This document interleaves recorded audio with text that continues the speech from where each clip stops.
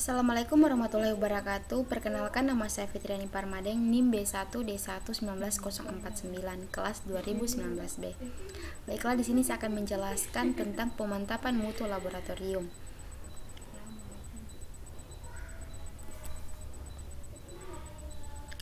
Laboratorium kimia klinik adalah laboratorium kesehatan yang dapat melaksanakan pelayanan pemeriksaan spesimen kimia klinik untuk mendapatkan informasi tentang kesehatan perorangan guna menunjang upaya diagnosa, penyembuhan penyakit, dan pemulihan kesehatan.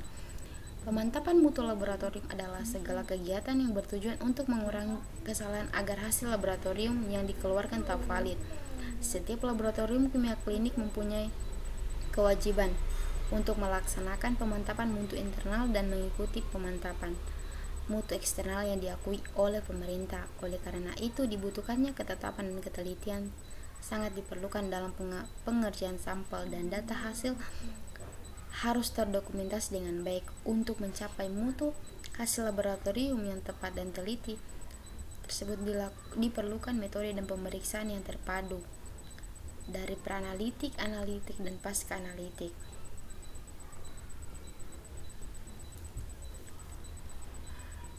Selanjutnya, contoh pemantapan mutu laboratorium pra-analitik, analitik, dan pasca analitik. Yang pertama ada pra-analitik, yaitu persiapan pasien, mencatat hal-hal yang dapat mempengaruhi hasil pemeriksaan, misalnya pemakaian obat dan transfusi darah.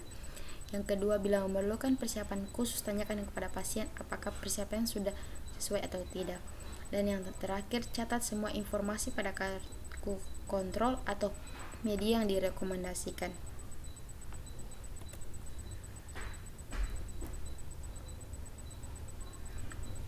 Selanjutnya, pengambilan sampel, yaitu pemeriksaan kimia klinik, darah, urin, dan cairan tubuh. Yang ketiga, penanganan sampel. Yang pertama ada serum. Serum diperoleh dengan membiarkan darah membeku 30 menit dengan menggunakan gel tube atau SST 2 advansi. Kemudian disentrifus pada kecepatan 1000 sampai 120 selama 10 menit. Yang ketiga, jika sampel tetap dikerjakan, catat kondisi sampel pada lembar kerja atau internal nota di media lain. Yang kedua ada plasma. Plasma diperoleh dengan menggunakan antikoagulan yang sesuai selama persyaratan, kemudian disentrifus pada 150 sampai 200 1500 sampai 2500 selama 10 dan 15 menit.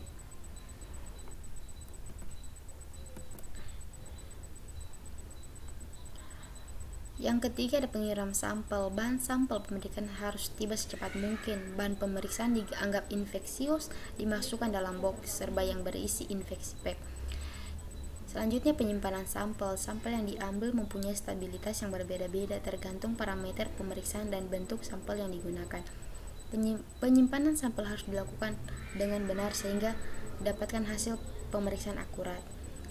Yang terakhir, pengumpulan spesimen, yaitu jenis spesimen yang dengan pemeriksaan, volume mencukupi, kondisi baik tidak terjadi lisis, wadah memenuhi syarat, dan yang terakhir, identitas benar sesuai dengan data pasien.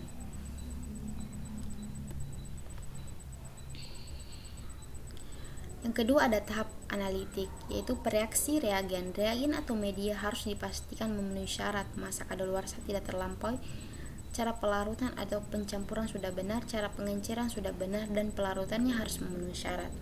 Peralatan atau alat yang akan digunakan dipastikan bahwa semua bersih dan sudah memenuhi standar, sudah terkalibrasi, pipetasi dilakukan dengan benar dan urutan prosedur harus diikuti dengan benar. Kontrol quality atau quality control. Kontrol kualitas adalah salah satu kegiatan pemantapan mutu internal. Kontrol kualitas merupakan suatu rangkaian pemeriksaan analitik yang ditujukan untuk menilai data analitik.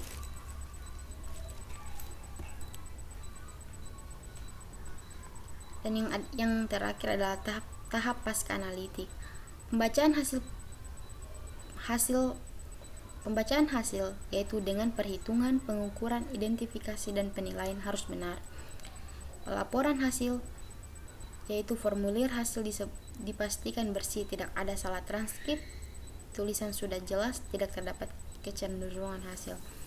Dan yang terakhir, hasil validasi hasil. Yang pertama ada penggulangan, yang kedua ada pengenceran dan pemekatan, yang ketiga ada verifikasi, dan yang terakhir ada nilai krisis.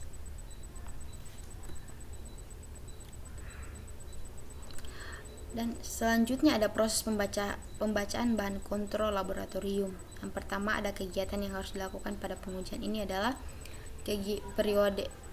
periode pendahuluan, yaitu meliputi pemeriksaan bahan kontrol bersama dengan pemeriksaan spesimen setiap hari kerja dengan mencapai 25 hari kerja. Kedua, catat setiap nilai yang diperoleh setiap hasil kerja tersebut dalam formulir periode pendahuluan. Yang ketiga, setelah diperoleh 25 nilai pemeriksaan, hitung rata-rata, min, standar devisi, koefisien versi, batas peringatan, dan akurasi kontrol.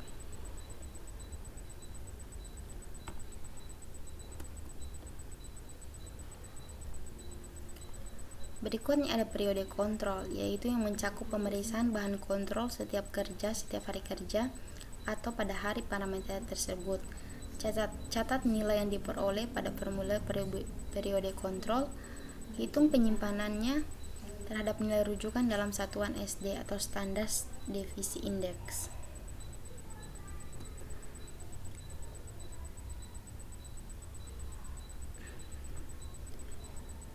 Yang terakhir ada evaluasi hasil uji ketelitian adalah apabila hasil pemeriksaan terletak di dalam batas perhitungan, maka hasil pemeriksaan bahan kontrol dinyatakan terkontrol baik sehingga seluruh pemeriksaan spesimen pada hari pemeriksaan tersebut dianggap dapat diterima hasilnya.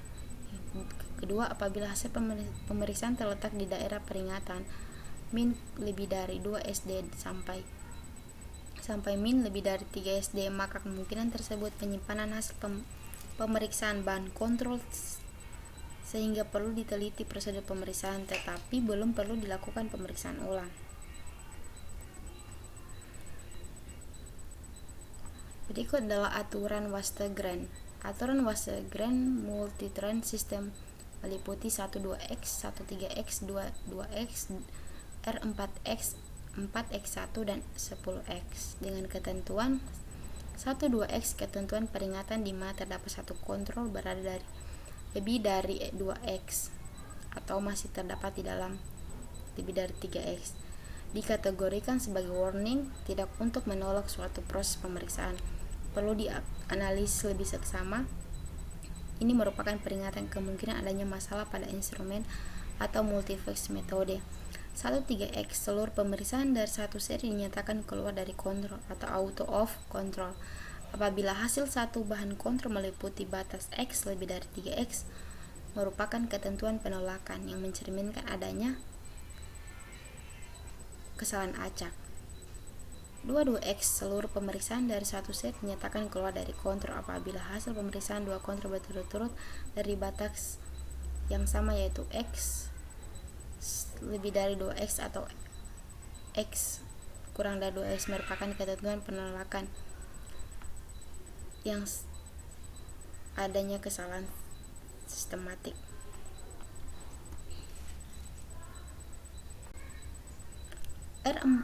R4X seluruh pemeriksaan dari satu seri dinyatakan keluar dari kontrol apabila perbedaan antara dua hasil kontrol yang berturut-turut melebihi 4X, satu kontrol di atas 2X, lainnya di bawah 2 SD, merupakan ketentuan penolakan yang mencerminkan kesalahan acak. 41X seluruh pemeriksaan dari satu set dinyatakan keluar dari kontrol apabila 4 kontrol berturut-turut keluar dari batas yang sama, baik X tambah SD maupun X kurang SD, merupakan ketentuan penolakan yang mencerminkan kesalahan acak dan sistematik. Yang terakhir 4X seluruh pemeriksaan dari satu set dinyatakan keluar dari kontrol apabila 10 kontrol berturut-turut berada pada pihak yang sama dari nilai rata, merupakan ketentuan penolakan yang mencerminkan kesalahan sistematik. Perlu dilakukan maintenance terhadap instrumen dan kalibrasi gate atau instrumen.